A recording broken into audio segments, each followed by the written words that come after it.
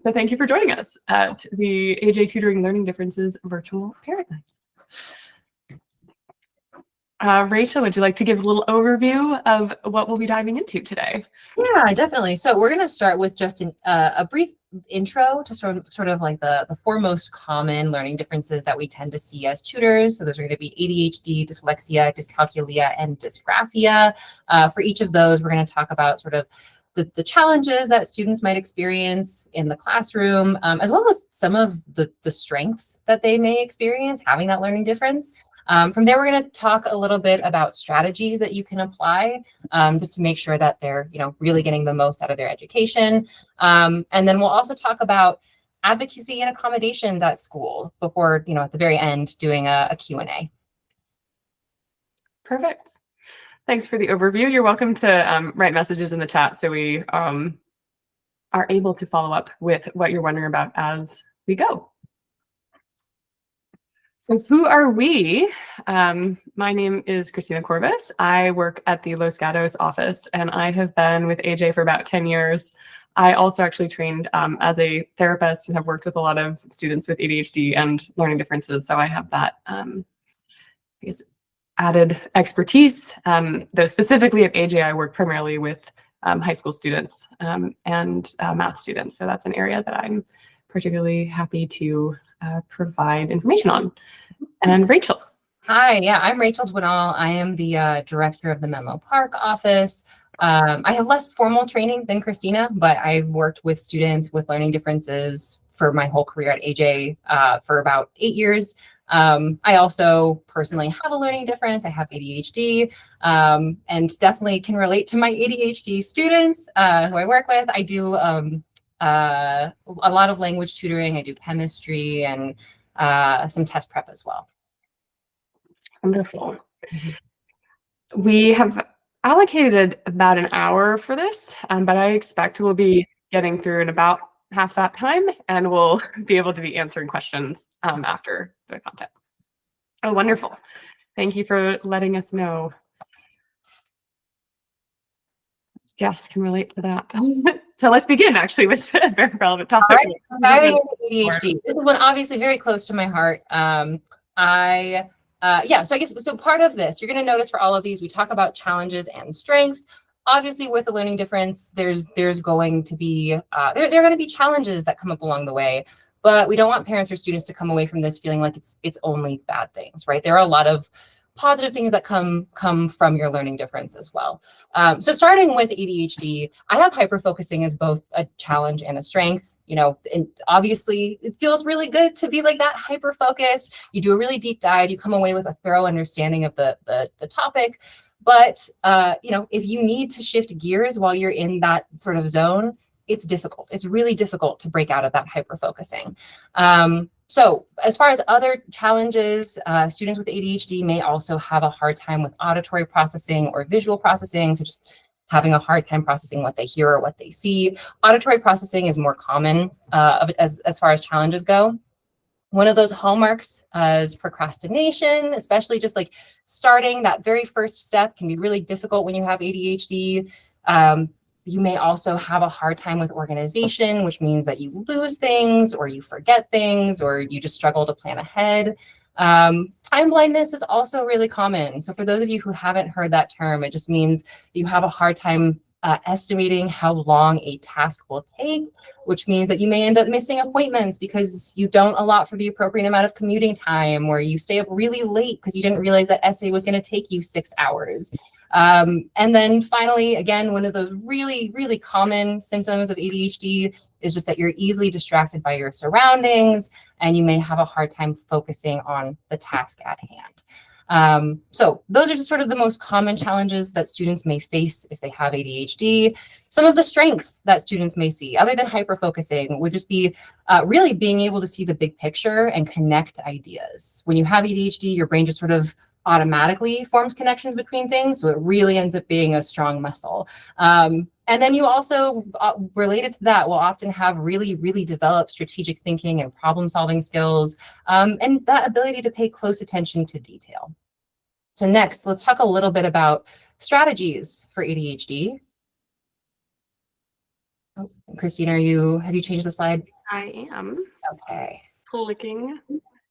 There we go. Perfect. All right. So for strategies, the most important one, at least in my personal experience and my experience with students, is providing structure. So just making sure that you have an allotted window where you know you're going to be studying is really helpful. I will also say, again, from my experiences, that like it's good to have an end time in mind, because I know if I have 6 hours to do a task, it will take me the full 6 hours to do a task, whether or not it should. So having that defined start and defined end and trying to stick to it can be really helpful.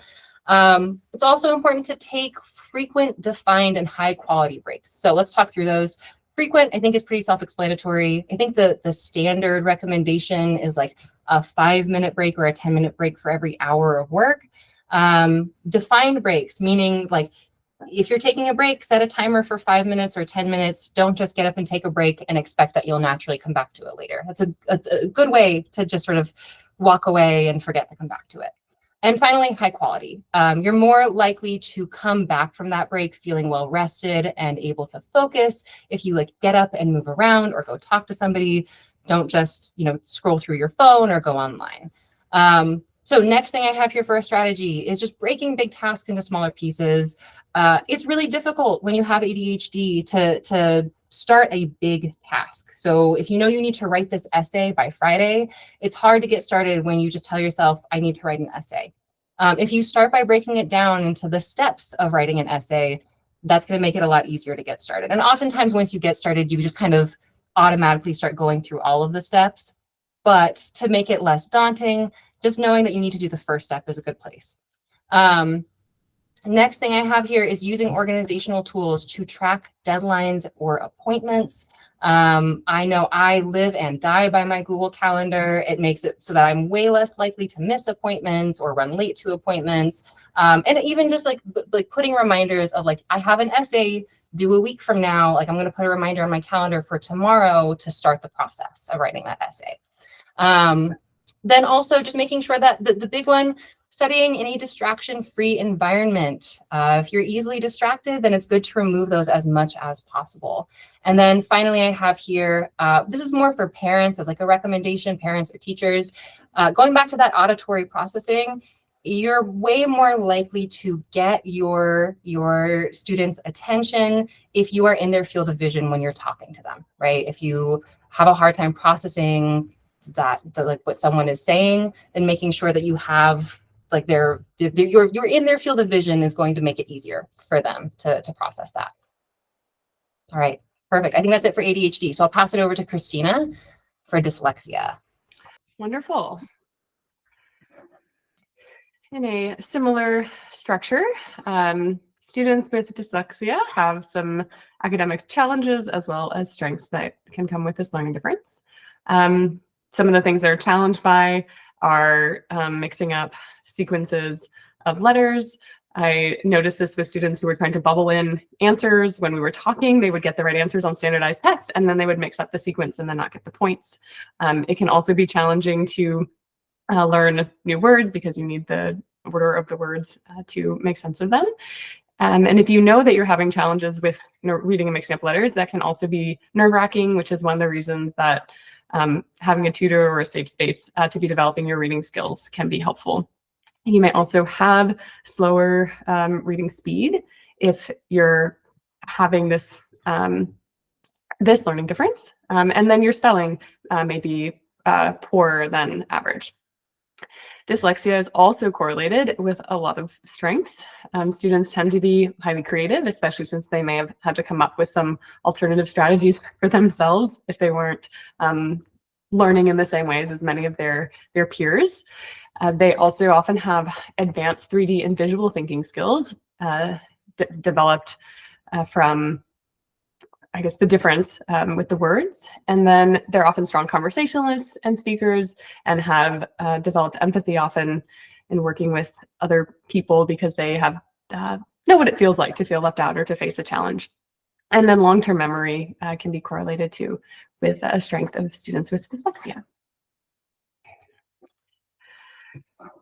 Something that parents or tutors can do They can help students focus on mastering the phonic sounds, including syllables and prefixes and suffixes, so that they're recognizing those patterns and not having to go through the process from scratch every time. Doing something funny can be helpful too. Using rhymes as a spelling strategy can be engaging and effective for long-term memory.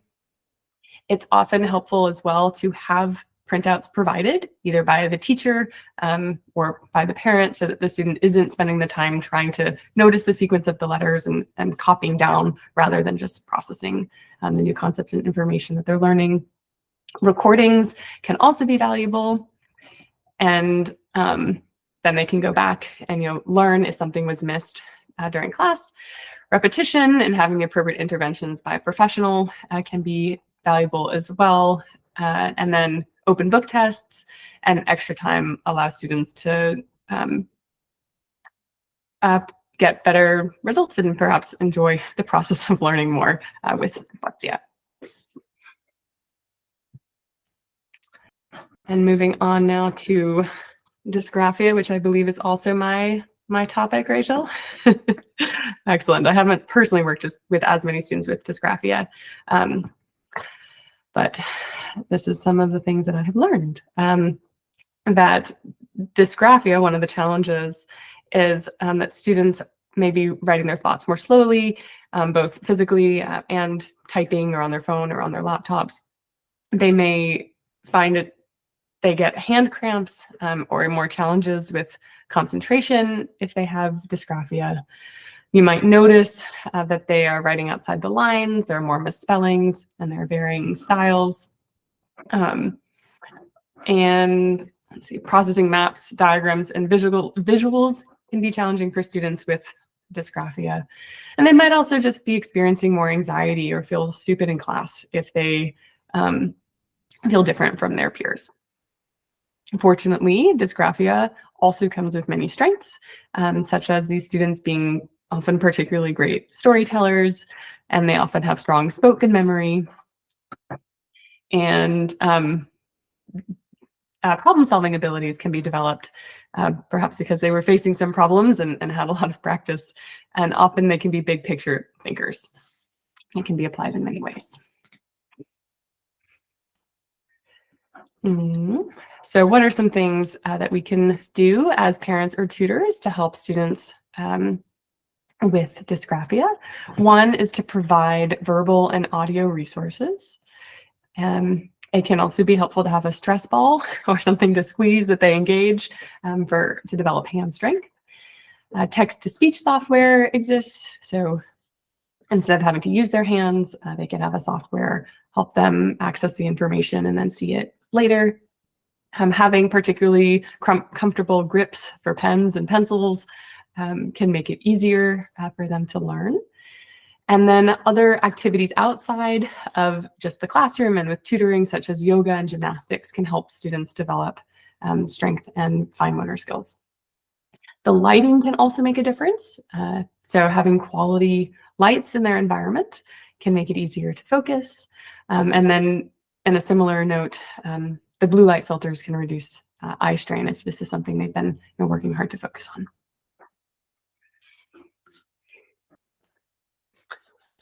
And back to Rachel for dyscalculia. Awesome, thank you. So yeah, on to dyscalculia. So some of those common symptoms of dyscalculia are just going to be difficulty developing number sense. So not just understanding that 13 plus 7 equals 20, but really understanding what that means, like why that works. It could also, I mean, honestly, as a result of these other challenges, students will often develop math anxiety. Again, just sort of that like fear that they're not keeping up with their peers can make them anxious around math. And then they may experience difficulty decoding word problems, distilling down that information and being able to transfer it into an equation or just broadly interpreting it. It's also very common to confuse math signs. So just doing the wrong one, even though it's written down, you may write it down inaccurately or just misread it and end up doing the wrong calculation. It's also very common to forget math procedures So things like PEMDAS or just generally the steps that you should follow. And then finally, very common to reverse numbers or just have a hard time recording numbers accurately. But on the plus side, some of the strengths, students with dyscalculia generally have very strong verbal communication skills. They have strong problem solving and troubleshooting skills. Broadly, a lot of these you may kind of intuit as we're talking about them tend to be sort of like compensatory skills. They're things that they develop as a result of years and years of working through these problems because they have to, right? These things are going to come up in school. And so just developing these muscles to make sure that they succeed in their classes. So other things will include things like seeing the bigger picture and strategic thinking. And they tend to be very creative and intuitive. And finally, I have here as a strength that they tend to be stronger in areas of art, music, design, architecture, and engineering. And I wanted to draw attention to those because those are math-based fields, but you may kind of notice they're more visually based math fields. So if we go on to the next slide, that actually leads me into some of our strategies here. Very first one I have listed is visualization tools. If you have dyscalculia, it's going to be really, really beneficial to have charts and graphs, templates, drawing out a problem as you're working through it, just to make sure that you're really processing that information and not just relying on the numbers on the page. I know it's a really common one, but just in case your students haven't heard about it yet, I really recommend using Desmos. It's an online graphing calculator. It's really good for visualizing these math problems. And it's really nice because now it is included on the digital SAT. So if you get comfortable with that resource now, it's a resource that your students will have later when they take that standardized test. Other strategies. So big one, distraction-free environment, just so you have all of that brain power you need to focus on the task at hand. And then when you're working on a math problem, really remove all of the unnecessary words or figures, distill it down to the important facts, and try to get it so you're only looking at the essential information in a math problem. And next point is honestly a good piece of advice for all math students, but especially if you have dyscalculia, it's really important to use scratch paper. Track all of your steps, write everything down. And again, like I said earlier, sketch it out just to make sure that you really understand what the problem is asking you to do. Next thing I have here is to be really deliberate in slowing down the process. So read the problem more than once, rework the same problem more than once, and ask yourself if the answer is logical. If one of those really, really developed skills with dyscalculia is advanced logic and reasoning abilities, then it's going to benefit you as a student to rely on that, right? When you finish working through a problem, ask yourself if the answer that you found makes sense with the information you're given. And then finally, I have here just a lot of practice. You got to build that number sense. It is a muscle that can be developed. So finding math games or just other regular exercises to help you feel more confident in those abilities is going to go a long way. So next, I think it's actually going back to Christina for advocacy and accommodations. Wonderful. Thank you, Rachel, for helping us wrap up the 4 learning differences and some of the strategies we can apply as parents and tutors.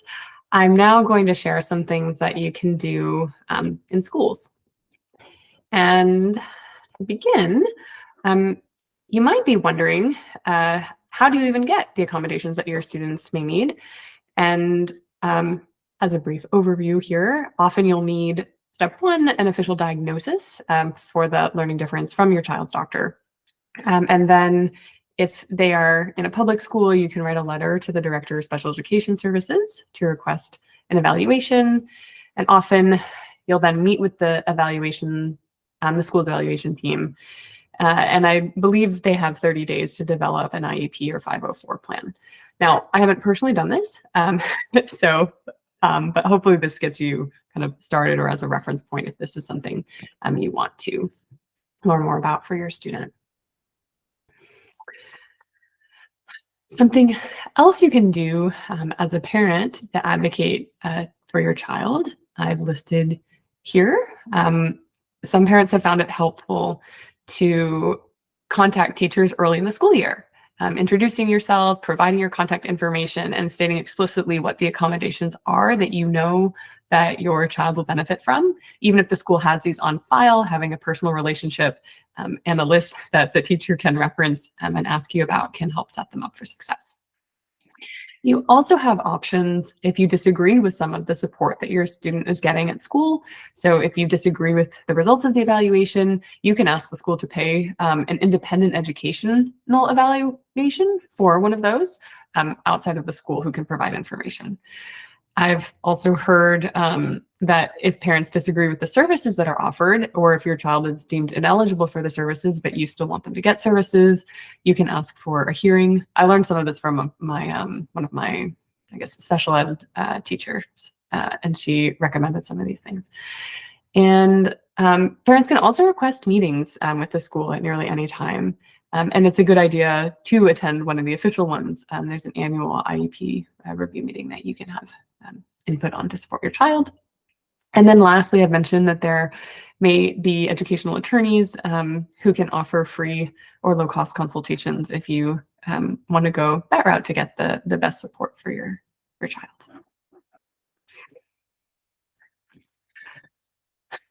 In the classroom, I'm going to share a few examples of things that I've found helpful. I guess a lot of this has been for students with ADHD, but it can apply more broadly to give you some ideas.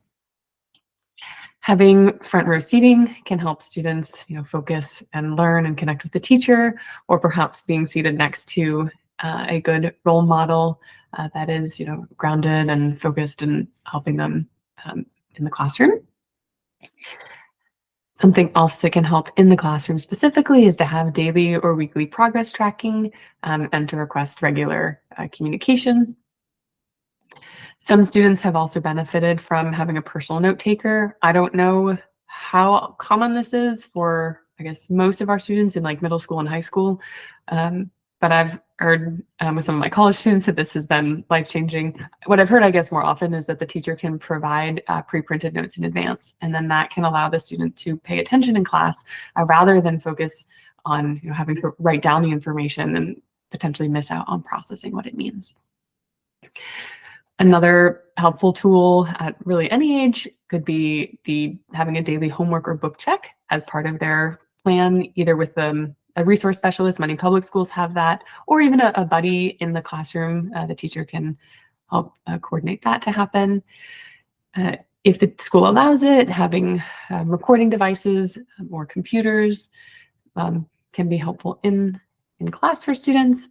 And then something else to keep in mind, lastly on this slide here, I mentioned that you can schedule or request to schedule classes that require the most mental focus earlier in the day rather than later when they're feeling drained and might be missing out. And often you can coordinate with like a guidance counselor to set up the schedules earlier in the year to meet your students' needs. Something I learned, I guess through some of my parent coaching training as a therapist, is some of the value. One of the most helpful things is to be an embodiment and to exemplify self-regulation. And so if you're providing a sense of calm for your students, it gives them an example and they can kind of attune to that. Positive reinforcement can be very helpful. And it can be, positive compliments, specific things, visuals, and then instead of bringing more attention to the negative behaviors, pointing out any little moment where something good happens and bringing less attention to the things that maybe aren't as productive for the goals or for their well-being. I've also listed on here natural consequences, which can be hard. Say if a student isn't bringing in their assignments, instead of saving the day each time, having them deal with the consequence of maybe having a missing homework assignment, helping them develop the resilience. And that can also, this is obvious, but it's helpful to remember, like, this is showing that you believe in their abilities, and that can be very empowering. And then this fourth one here is an emotional piece, and to recognize that the emotion that they may be having or the frustration they might be feeling makes sense. And if you think about, and just even use this phrase literally, like, oh, it makes sense to be, frustrated. Oh, it makes sense to be disappointed that when this homework is we got a lower grade. Oh, I'm also sad that like you didn't get a higher grade when you knew this so well. and validating the feeling before going into the action can provide a good way to connect. And then there are also some parent support groups. I know of a few in Los Gatos. It may be helpful to connect with other parents who have come up and either they're in the same position that you are, or they were in it a few years ago, and can provide some of the practical things that they've been through and that helped. Let's see. Oh, and then I've also just specifically mentioned, I guess, kind of some buzzwords or things you can look for if you're new and you're looking for things beyond just academic tutoring. Then some parents also have therapy, and I've seen students get good results when they have behavioral therapy. Teens may respond well to CBT, cognitive behavioral therapy. Play and art therapy can be beneficial. I've personally had a lot of I guess positive results with motivational interviewing, and incorporate this in my own tutoring sessions, identifying what the students naturally motivated by, and by identifying that, they are more aligned with the goals. And then being strengths-based, noticing as much as possible more of what you want to see, and highlighting things that you remember that were going well, saying what does make sense if things are not the way that we might expect. And then the last word that I have here is collaboration. So a reminder that you're not alone, and there are a lot of professionals who have resources, programs, and just insights that can be supportive for your students, such as a psychiatrist or a teacher or a tutor. And we're happy to be part of that team. And so I think this brings us back to Rachel. All right. So just want to talk a little bit about what tutoring support and can do for students, and when it's important to bring in other resources. So as far as tutors, we always love working with students and coming up with individualized support for anyone who has a learning difference. One thing I want to make sure everyone is aware of is, broadly speaking, tutors are not the same thing as a learning difference specialist. So if you already know what benefits your student, if you know that they need frequent breaks, or if you know that it's helpful for them to type instead of write, we're always happy to incorporate those things into our tutoring sessions. But we are probably not qualified to be the person to provide a diagnosis or come up with a 504 IEP. We can follow those plans, but we're not a resource for those plans. If you do have questions about if you want to talk to somebody about getting a diagnosis or coming up with one of those plans, we do have a number of resources on our website as far as educational consultants and psychologists. We've included the link here, but I also know that's a really long URL and no one's going to remember that. So you can also just go to ajtutoring.com, and if you click resources on the top, it'll give you a drop-down menu that leads you to that page. Wonderful. Well, we made it to the Q&A part. Hopefully some of the information we shared was already directly applicable to you. But this is our contact information if you want to reach out later. And then Rachel and I are also available now, and it's so wonderful. We've got a small group, so I think we can just open up the questions quite naturally.